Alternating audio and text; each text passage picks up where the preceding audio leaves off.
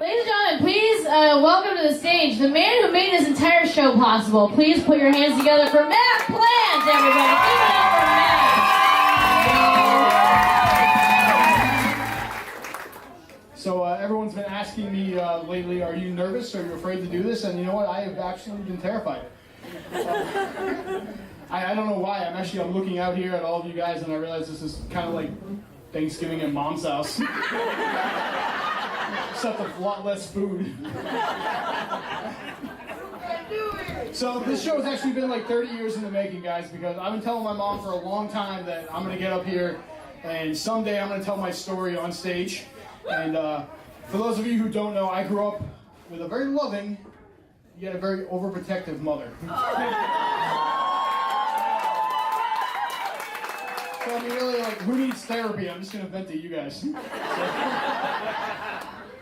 I grew up, I had a great family, guys, I did, but my mother was very overprotective, and she really, thank you, yes. She had a hard time letting go, and like, I remember one of my earliest memories when I realized this was, Homer, she had a cake shop here in town, and my friends and I would ride our bikes around town, and I was so proud of her. I would be out there riding with my friends, AJ Weber and those guys, Dan Turner, all them, and yeah, there you go, and I was so proud of her, and I was like, oh, she's doing really good, she hasn't called me at all. And then, and then I'd like look over and I would see one of her friends in their car on their cell phone. Coincidence, all right, I get it. And then I look over again. We get down to McDonald's area. I look over, there's another one of her. Now I'm not naming any names because some of you are here tonight. We get down to McDonald's area and there's another one of her friends on their cell phone in their car. Yeah, so basically, guys, we were under surveillance the whole time.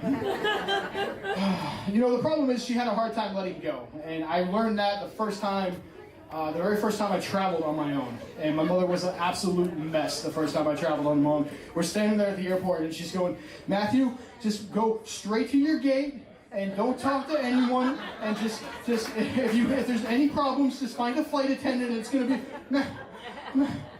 Matthew, why didn't you shave today? You're going to see your grandmother later on. That's no joke. I was 16 years old. I actually drove us to the airport that day. But I was going back east. It was the first time I was traveling by myself. And I remember we had a layover in Detroit.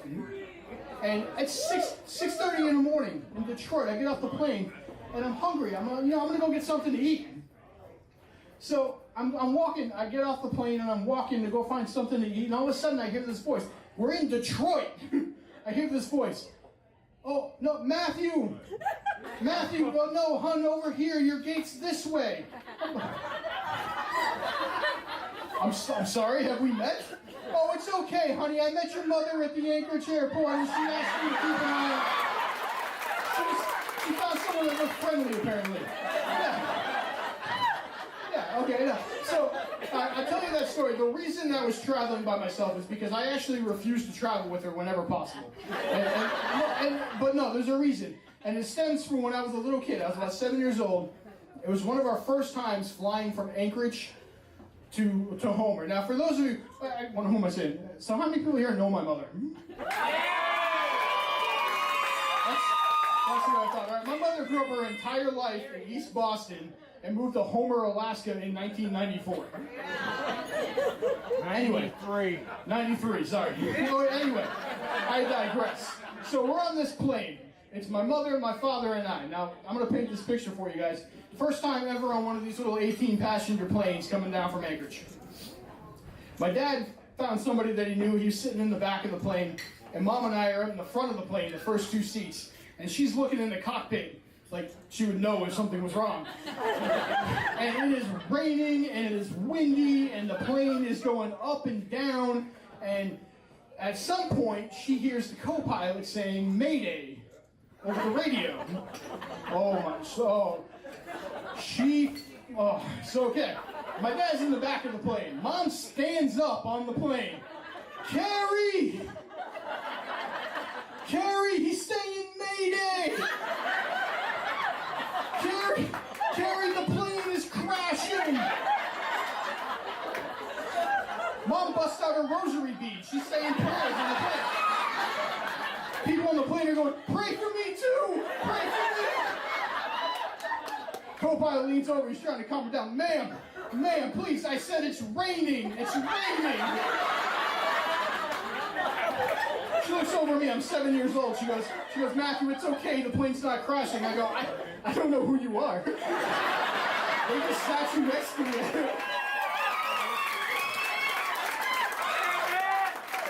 But the overprotectiveness is one thing I understand. My mom's biggest fear growing up was that I was going to get kidnapped. Like, even today, I'm 30 years old, I think it's still a fear of hers, and I'm like, they better bring a truck. This is a perfect example of do as I say and not as I do, because I'm going to tell you another quick story here. I was in Boston a few years ago. Me and my buddy Rick Jones, who unfortunately couldn't be here tonight, but Rick, if you're watching this on Facebook, I love you. Anyway, we're in Boston.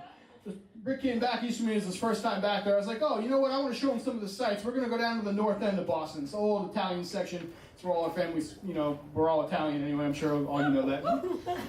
Rick and I are hanging out. We got to see the sights. And I called my mom. I go, hey, Mom, do you mind coming and picking us up? We're done. So she goes, yeah, we'll be there in a half an hour. Hour and a half later, we're in North Square in Boston. 96 degrees out. We have no idea where they are.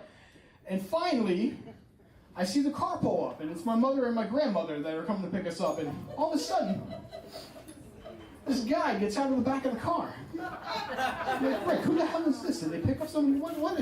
So this guy walks over to me and goes, hey, you must be Matthew. Oh, it's nice to meet you. Hey, all right, ladies, you take care. He starts walking away. I get in the car and go, Mom, who the hell was that? She goes, oh, we got lost. And my mother and my grandmother, oh, we got lost, so we pulled over to get directions. And the guy was like, hey, Tony, just hop in the back of the car with him and take him there. So they let him in. This guy, I go, Mom, what are you doing? She goes, oh, it's fine. They were, the gentlemen, they were sitting outside the club. It's the North End. It's fine. They were outside the club. It's fine. I go, oh, they're sitting outside the club, Ma. Like the Sopranos? Yeah, and she goes, no, it's okay. He's Italian. I go, yeah, the Italians, we never did anything bad in Boston. Don't worry. So when I agreed to do this, I decided I was going to put together a list of advantages and disadvantages of having a very overprotective mother. I'm a positive guy, so I'm going to start with the advantages. I promise you, if we ever go hiking and you get lost in the woods, you want me with you. I guarantee it. If I'm lost in the woods, I'm getting found. I promise you.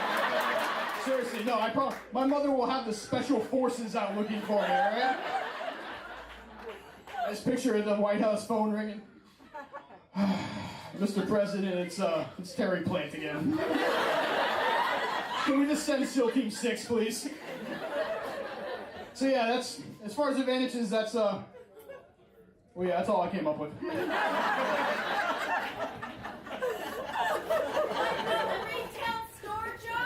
Oh, don't jump the gun now. We're getting there. Okay. We're getting there. I got my little list over here in case you guys are wondering what I'm looking at. So, disadvantages is a whole other story. So you guys got a minute? First off, I grew up paranoid as a kid because everything I did was accompanied by my mother saying, Matthew, be careful. I could be like, hey, Mom, I'm going to go check the mail. And she'd be like, be careful. And I'd be like, looking out the doorway, like, she knows something I don't know. I swear to you, my mother could write a book. It could be called Be Careful. All the things you never knew were dangerous. And she could write a sequel. She could follow it up with, hey, call me when you get home. I'll tell you, one of the harder things, having a very overprotective and a very attached mother has made some of the decisions I had to make in my life a little difficult. And one of them was when I renewed my driver's license, I had to check that little box and I had to make that decision of whether or not I wanted to be an organ donor. And ultimately I did, and it was a hard choice. Even though I believe in it and I think it's a great thing and your organs can help people after you're gone and it's a wonderful thing, but honestly, yeah. Honestly though, I'm not going to lie to you, I felt bad for the poor bastard that's going to get my eyes. I can just picture that, like, Mr. Smith, congratulations, the surgery was a success. What you didn't know is these eyes come with your own stalker. Now that you can see, you're going to want to sign this restraining order because she's right out in the hallway. Give it like a week and a half, he's going to be looking for a sharp stick to take him out with. But probably the hardest thing, I had a lot of hopes and dreams. You know, a lot of you guys have known me for a long time. You probably remember some of this. Like when I was a little kid, I wanted to be a cowboy. Wanted to do rodeo. I wanted to carry a 6-shooter. I wanted to be John Wayne. Couldn't do that though. Bulls are dangerous. All that's dangerous stuff. I couldn't out of the question. After that, I wanted to be a police officer, like Walker, Texas Ranger. And but yeah, I couldn't be a cop. Got to carry a gun. Dangerous. I went through a phase where I wanted to be a soldier, like Rambo. I was all excited. I wore army fatigues, painted my face and everything. But yeah, there might be a war or something going on. I couldn't do any of that. So now I sell furniture.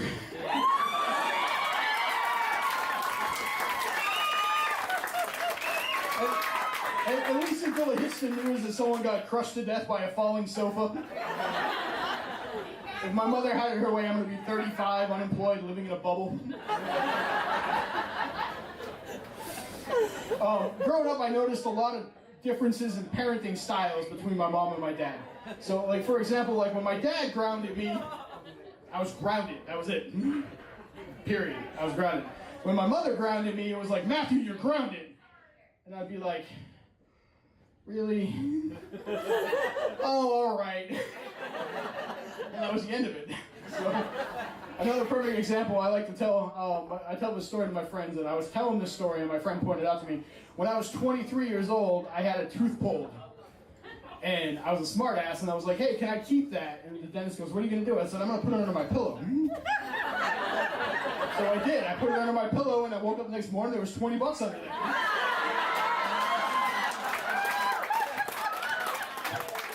So I'm telling my friend at work about it, and he goes, you know that was your mother, right? And I thought about it for a second. I was like, you know, it had to be my mother, because if it had been my father, I would have lifted my pillow the next morning. There would have been a bill for the Reuben board underneath there.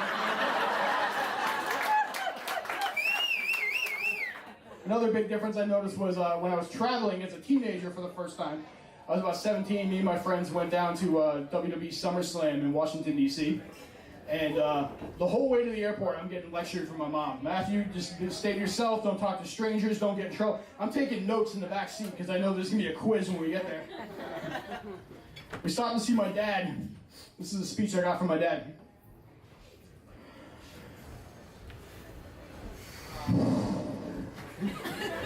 Yeah, I don't want to see you on the news, all right?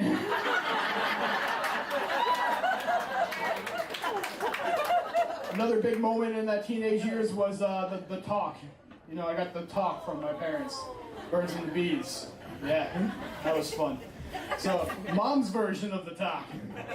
Now, Matthew, when two people truly love each other, which, by the way, parents out there, if you're still telling your kids this stuff, you really need to stop, because I guarantee you, I was the only 15-year-old kid running around the high school looking for true love. Dad's version was a little bit different. Again, it was...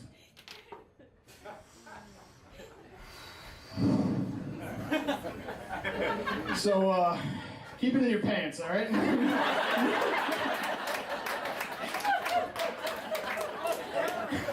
Now, one similarity that both my parents do have is both my parents, other than, you know, they both love me. I had a great upbringing, great childhood. Very grateful for that.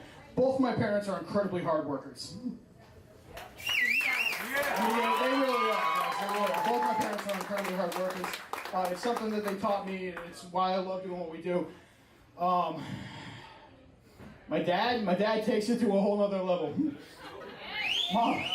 Mom calls me one day, and she goes, hey, they're forcing your dad to take 2 weeks paid or 2 weeks vacation, or he's going to lose his time. I go, oh great, I hope you guys do something fun. The next day, 9 o'clock in the morning, he shows up at my house in Kenai with a truck full of lumber and goes, we're going to build you a shed. I go, Dad, normal people don't take a vacation from work and then have to go find more work to do. Like,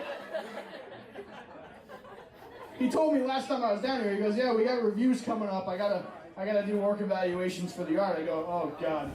I honestly, I would hate to be doing a work evaluation with my dad, because I picture that like, please come into my office here. Sits down with him, and so I'm going over a review, and you see here, Yeah, you see here when you went home the other night after the store closed. I'm afraid I'm gonna have to dock you some points for that one. Also, these lunch breaks, like, it seems like it's every day you're taking one. I've been doing this job for 30 years on nothing but Pepsi and Snickers bars. Another big milestone for me was actually when I was 24, I bought my first house. Very happy about that. Thank you.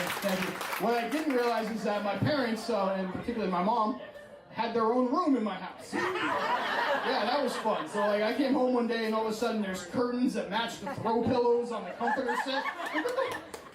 I pulled in one day, GCI was hooking up cable in their room. I'm like,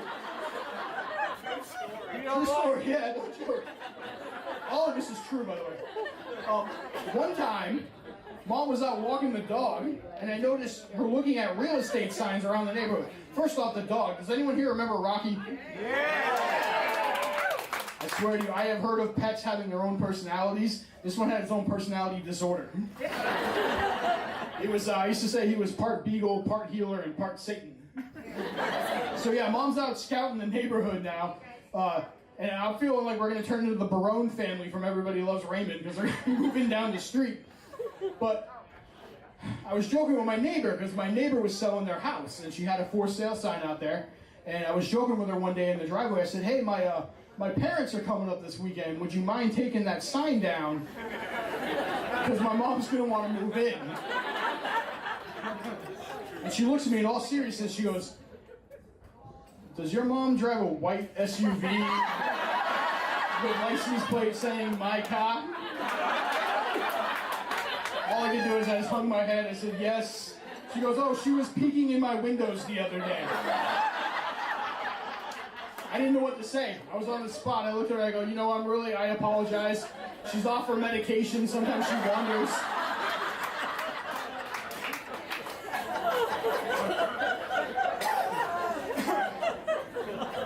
Excuse me for a sec. Glad you guys are having a good time tonight.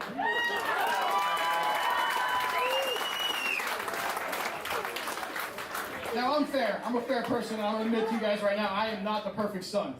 Because I love messing with my mother, as you can tell.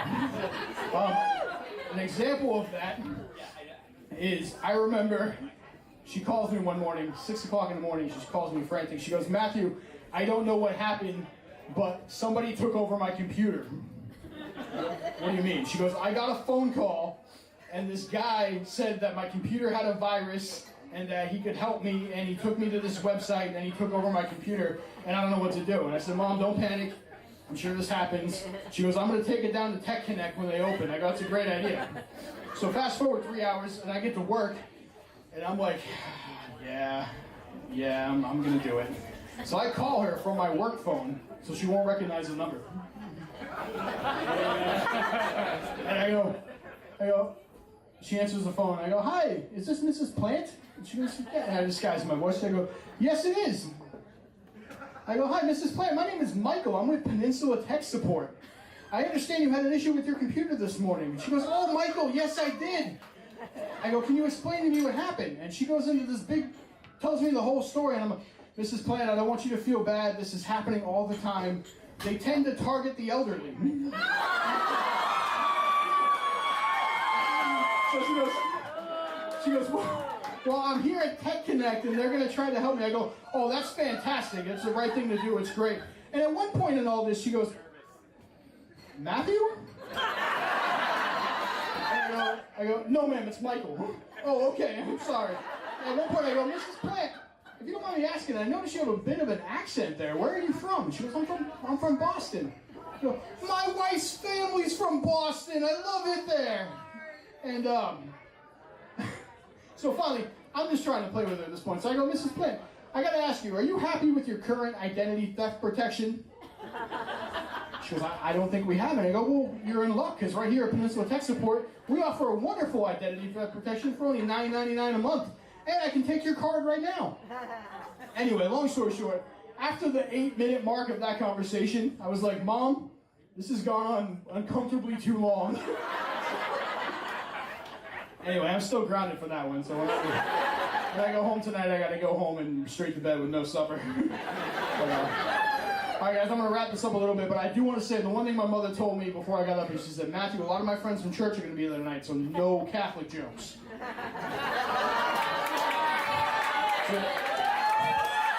So you guys want to hear some Catholic jokes?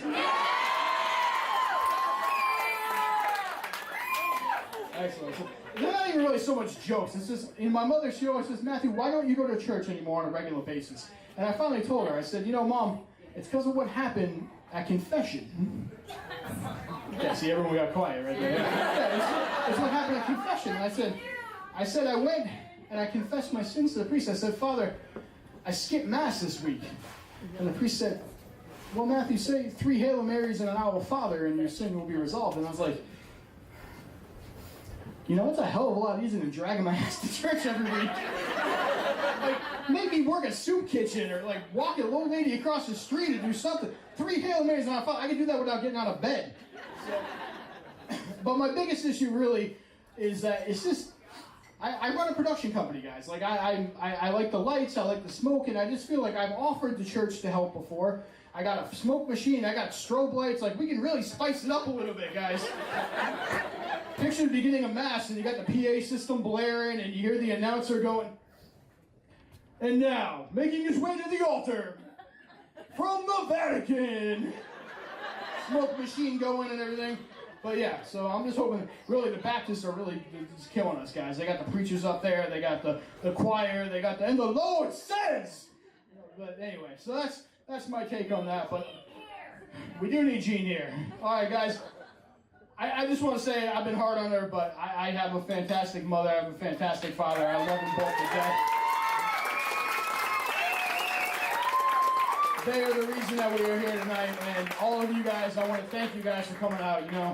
When we started with Power Plant Productions, we started with 35 people in the crowd, and we were losing money like crazy. And I see a lot of those 35 people here tonight, and thank you guys for being there from the beginning to now. I couldn't tell you how much work we put in and how happy I am to see everybody. And thank you guys for the love and support. And I'm going to turn it back over to the Real Comics tonight. You guys just continue to have a good time. And thank you very much.